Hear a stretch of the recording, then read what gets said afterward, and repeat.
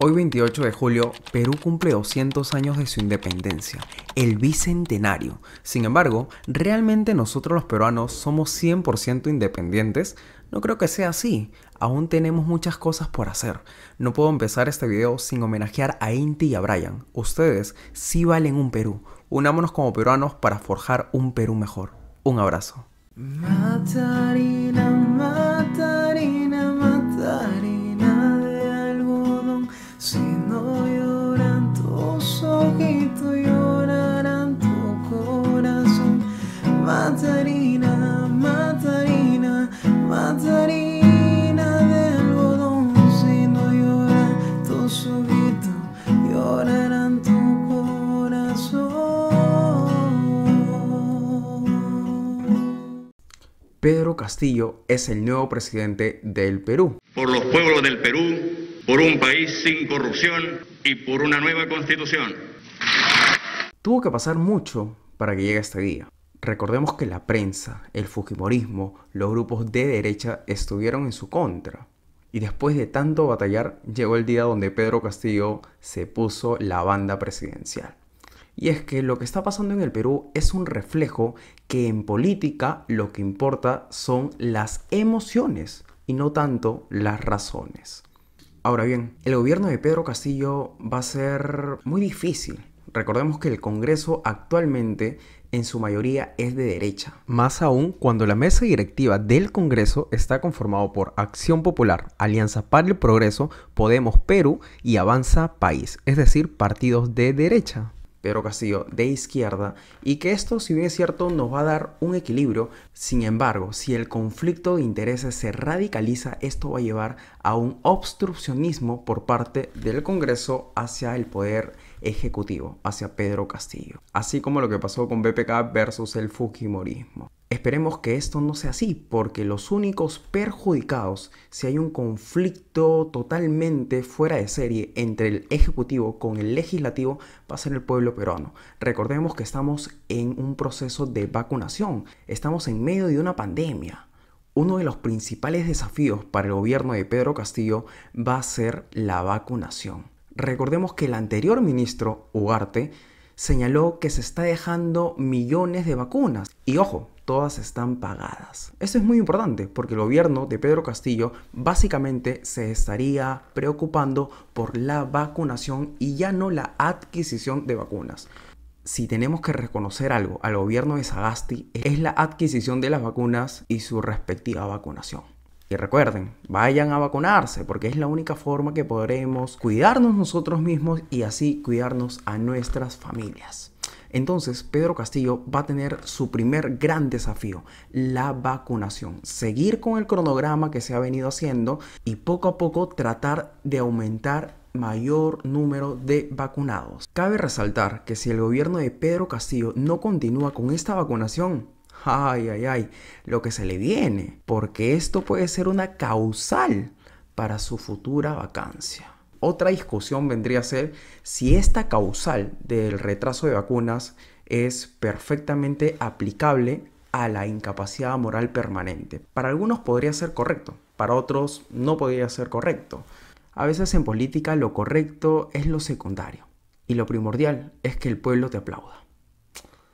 Entonces, Pedro Castillo, tienes que seguir con la vacunación porque es vital, hermano, tanto para la reactivación económica como para el sector educación y para todos los campos donde el gobierno quiere implementar políticas públicas.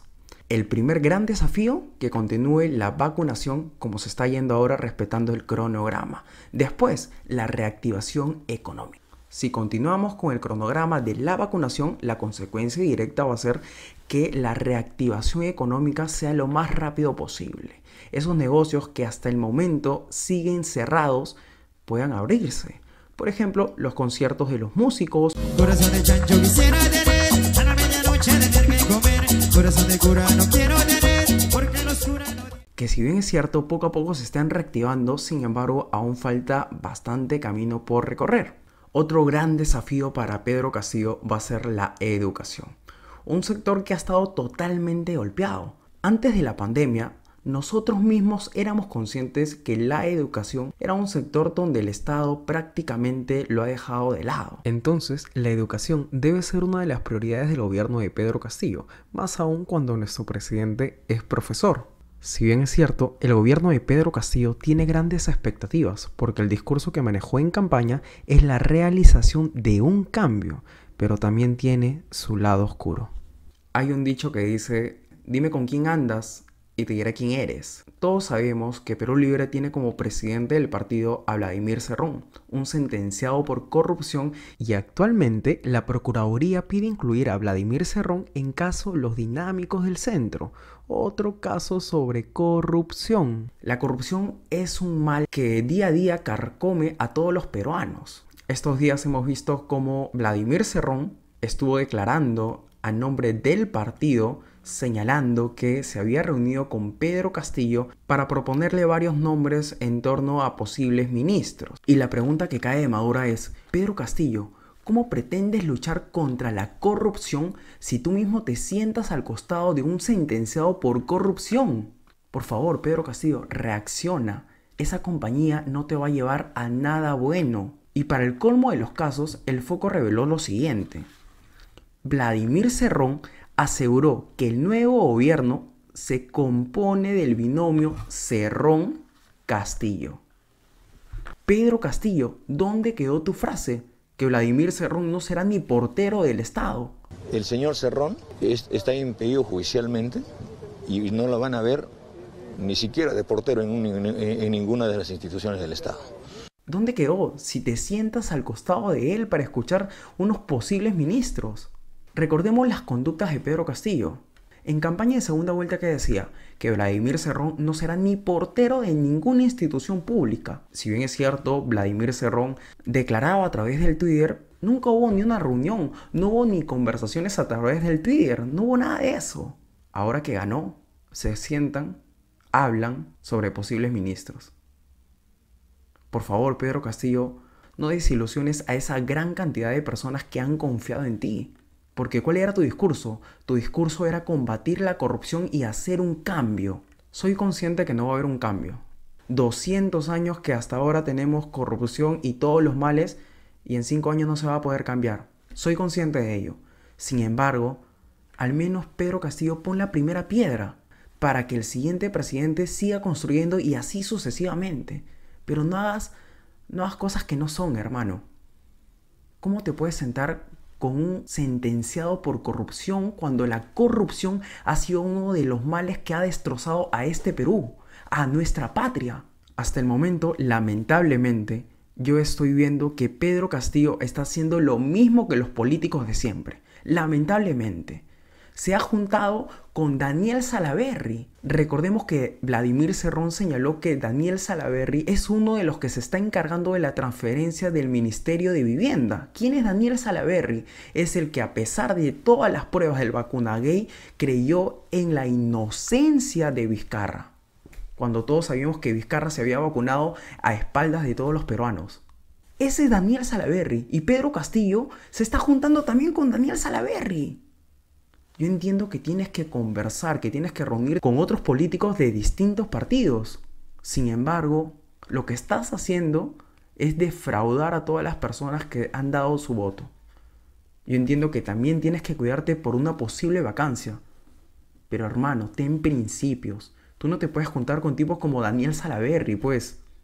Y eso no es todo, señores. ¿Saben quién más? Les digo otro nombre. Juan Falconi.